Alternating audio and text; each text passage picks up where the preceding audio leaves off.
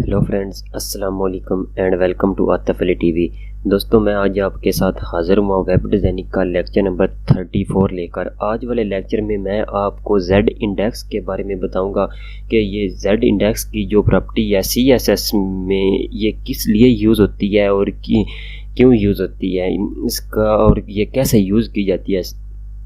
तो चलें जी, बिना टाइम वेस्ट किए आज का लेक्चर स्टार्ट करते हैं। तो काइंडली लेक्चर स्टार्ट करने से पहले आपसे गुजारिश है कि नोटबुक अपने पास रख लें और नोटबुक पे नोट करते जाएं ताकि बाद में आपको ये भूले नहीं और समझने में भी आसानी हो। तो सबसे पहले आपने अपना कोई भी एडिटर ओपन करना है, चाहे वो आप वर्चुअल स्टूडियो कर लें, नोटपैड कर लें, नोटपैड प्लस कर लें। मकसद है आपने कोडिंग करनी है, एडिटर नहीं देखना, कोडिंग देखनी है कि हमारी जो कोडिंग हो रही है वो हमारी ठीक हो रही है या नहीं हो रही।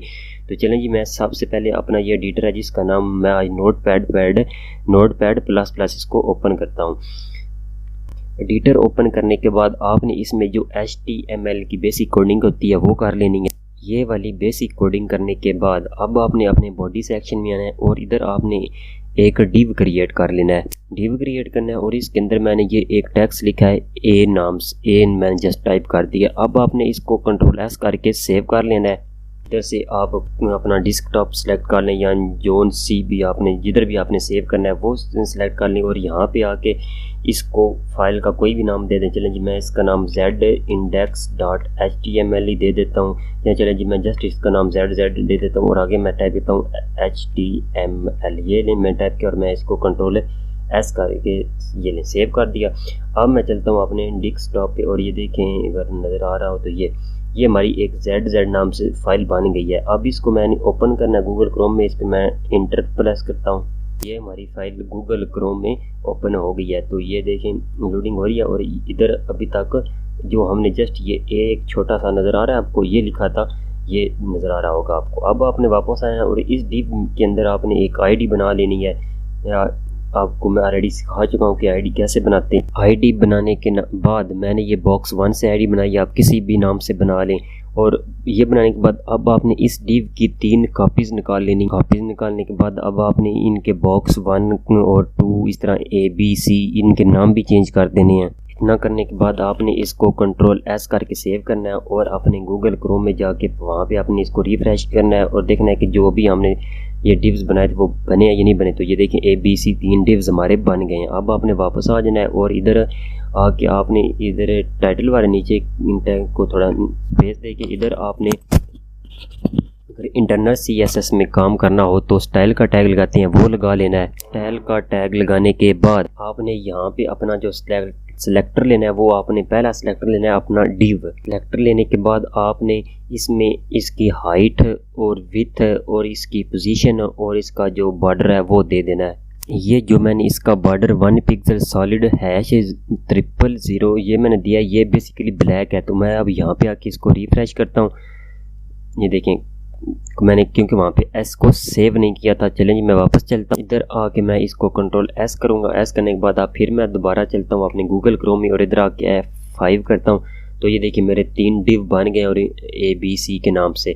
अब मैंने इनकी जो पोजीशन है वो करनी है एब्सोल्यूट। आपने हमेशा याद रखना है जेड इंडेक्स की जो है दूसरा, ये जो CSS में जेड इंडेक्स यूज़ होती है प्रॉपर्टी, ये तभी यूज़ होगी अगर आपने पोजीशन इस्तेमाल की होगी, पोजीशन की प्रॉपर्टी इस्तेमाल की होगी। अगर आपने पोजीशन की प्रॉपर्टी इस्तेमाल नहीं की होगी तो ये जेड इंडेक्स की प्रॉपर्टी इस्तेमाल नहीं होगी, यानी कि नहीं यूज़ होगी।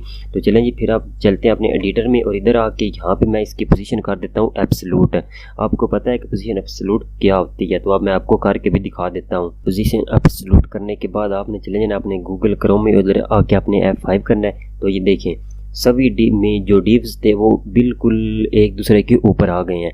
अब आपने फिर जाना है अपने एडिटर में और इधर आके अब आपने अपना सेलेक्टर लेना है। वो आपने लेना है पहली जो आईडी है बॉक्स 1 के नाम से, आपने उसको सेलेक्टर ले लेना है। सेलेक्टर लेने के बाद अब आपने एक तो इसका बैकग्राउंड कलर चेंज करना है, दूसरा आपने इसको टॉप से भी मार्जिन देना है और लेफ़्ट से भी मार्जिन आपने थोड़ा दे देना है।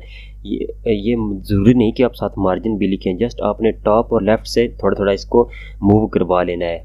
मार्जिन मूव करवाना है आपने। एक तो आपने इसका बैकग्राउंड कलर चेंज करना है और बाकी आपने इसको लेफ़्ट और टॉप से थोड़ा मूव करवा लेना है। ये मैंने इसका बैकग्राउंड कलर किया है और टॉप से मैंने 100 पिक्सल किया और लेफ़्ट से मैंने 50 पिक्सल किया। करने के बाद मैं इसको कंट्रोल एस करता हूँ और अब मैं चलता हूँ अपने गूगल क्रोम में, उधर आके मैं F5 करता हूँ। तो ये देखिए एक कलर भी बन गया और वो देखिए जो हमारा ए वाला डिव था वो ऊपर से 100 नीचे मूव हो गया और लेफ्ट साइड से 50 पिक्सल मूव हो गया है। तो इसी तरह आपने अब आना है और इसकी कॉपीज़ निकाल लेनी है बॉक्स 1 की। कॉपीज़ निकालने के बाद आपने ये इसका जो बैकग्राउंड कलर है वो भी चेंज कर देना है। टॉप से आपने इसको 150 पिक्सल और लेफ्ट से 100 पिक्सल और 3 वाले बॉक्स को आप कलर भी चेंज करना है और टॉप से 200 पिक्सल और लेफ्ट से 150 पिक्सल कर देना है, ये करना है। और इसके बाद आपने इसको कंट्रोल एस करना है और आप चले जाना है अपने गूगल क्रोम, इधर आके आपने इसको रिफ्रेश करना है F5 करके। तो ये देखें ठीक हो गया, ये वो हो तो गए हैं मूव, लेकिन उनके जो कलर हैं वो नहीं चेंज हुए। तो चलें जी देखते हैं क्यों नहीं चेंज हुए। तो इधर आते हैं, उधर आएंगे तो हम, अगर आपको नज़र आ रहा हो तो ये जो हमने बैकग्राउंड कलर दिए हैं, दरअसल ये कलर ही कोई इनका कंसेप्ट ही नहीं कि ये किसी किस्म के कलर बन जाए। ये देखें हमेशा कलर बनता है 4 डिजिट का, मैंने यहाँ पे कितने डिजिट डाल दिए 5 है, ये देखें 6 बल्कि मैंने डाल दिए हैं, 6 से भी ज़्यादा 7 डाल दिए हैं। तो चलिए मैं इनको 6 करता हूँ और कंट्रोल एस करता हूँ 6 करने के बाद, और अब मैं इसको रिफ्रेश करता हूँ। तो देखें अभी भी कोई नहीं कलर। तो चलें जी मैं इनको कोई प्रॉपर कलर दे लेता हूँ और उसके बाद मैं आपको बताता हूँ कि आगे आपने क्या करना है। ये मैंने अब कलर के नाम चेंज किए हैं। अब मैं चलता हूँ अपने गूगल क्रोम में, उधर आके इसको F5 करता हूँ। तो ये देखें 3 कलर आपको 3 अलग-अलग बॉक्स बन गए हैं। तो अब बारी है कि ये जो हमारा Z इंडेक्स है वो क्या काम करता है और किस लिए यूज़ होता है। तो जब Z इंडेक्स हम चलें जी, मैं इस B वाले पे जो Z इंडेक्स है वो अप्लाई करता हूँ। आपने हमेशा याद रखना है जो बाय डिफ़ॉल्ट में Z इंडेक्स मिलता है वो 0 मिलता है, और मैं इधर आके इसको पे ऊपर अप्लाई करता हूँ Z इंडेक्स, और मैं कहता हूँ कि Z इंडेक्स कितना हो जाओ 1 हो जाओ, जस्ट 1 किया। और मैंने इसको कंट्रोल एस किया। एस करने के बाद मैं आप चलता हूँ अपने गूगल क्रोम में, इधर आके मैं इसको F5 करता हूँ। 5 किया तो वो देखें B ऊपर आ गया, A भी नीचे है और C भी नीचे है। तो Z इंडेक्स 1 करने से क्या हुआ कि जिस पे वो अप्लाई होगा वो उस वाले को ऊपर ले आएगा। ये जिस तरह आप अगर पिक्चर एडिट कर रहे हैं तो वहाँ पे लेयर्स होती हैं ना, फोटोशॉप में लेयर के ऊपर लेयर होती है, इसी तरह यही भी Z इंडेक्स एक लेयर का काम करता है कि ये जो हमारी डिव होती है उसको सबसे ऊपर लेता है। ये किस लिए यूज़ होता है, ये हमेशा आपके वेब पेज में मेन्यू के ऊपर ये और फुटर के ऊपर यूज़ होता है कि आप फुटर पे चाहे 1000 Z इंडेक्स लगा दें, यानी कि जो अगर 1000 लगाएं थे तो उसका यही मतलब होगा कि आपके उस फुटर के नीचे 1000 फाइल होंगी, उसके ऊपर वो हमारी फाइल होगी। इस तरह मेन्यू भी हमारा सबसे ऊपर रहेगा और नीचे उसके बाकी जो भी चलता रहे चले। इस तरह अब मैं ये Z इंडेक्स को चलता हूँ इधर अपने इसमें एडिटर में, और मैं यहाँ से इस Z इंडेक्स को 2 कर देता हूँ, या इसको मैं यहाँ से 1 ही रहने देता हूँ, 1 ही कट करता हूँ यहाँ से। इसको मैं यहाँ से कंट्रोल एक्स करके कट किया और मैं ये लेके जाता हूँ अपने बॉक्स 1 के ऊपर, और वहाँ जाके मैं इसको अप्लाई करता हूँ। कंट्रोल V किया और कंट्रोल एस किया। तो अब आप देखें मैं जब रिफ्रेश करूँगा तो वो देखें A ऊपर आ गया, B भी नीचे चला गया और C भी उसके नीचे चला गया। इसी तरह अब फिर इसी को मैं यहाँ से कॉपी करता हूँ, इस Z इंडेक्स को कॉपी किया मैंने अब कट नहीं करा, अब कॉपी कर रहा हूँ। कॉपी करने के बाद अब मैं नीचे आ जाता हूँ बॉक्स 2 में, और इधर आके मैं कंट्रोल V करता हूँ और अब मैं करता हूँ Z इंडेक्स से 2 हो जाओ, यानी पहले 1 था अब 2 हो जाओ। तो जब 2 करूँगा तो F5 किया तो वो देखें B उसके ऊपर आ गया, C उससे भी नीचे चला गया है। इस तरह अगर आप मैंने C को भी ऊपर लाना है तो मैं नीचे आऊँगा और इसमें आके मैं कहूँगा कि मेरा जो Z इंडेक्स है वो 3 कर दो, 1 की जगह मेरा Z इंडेक्स 3 करो। तो वो देखें वो भी हिसाब से ऊपर आ जाएगा। F5 किया तो वो देखें फिर एक तरतीब हमारी बन गई है। तो इस तरह आप Z इंडेक्स से यूज़ कर सकते हैं, और ये इसका इस मकसद के लिए ये यूज़ होता है कि हमारी जो एक लेयर बन जाती है। अक्सर हम एक वेब पेज में काफ़ी ज़्यादा डिव क्रिएट कर देते हैं, लेकिन हम चाहते हैं कि इस डिव को मैंने सबसे ऊपर रखना है, तो वो इस तरीके से आप सबसे ऊपर उसको लेके आ सकते हैं। तो उम्मीद करता हूँ आपको आज का लेक्चर समझ आ गई होगी। अगर समझ नहीं आया तो नीचे कमेंट्स में करके बता दें, मैं दोबारा आपको समझा दूँगा।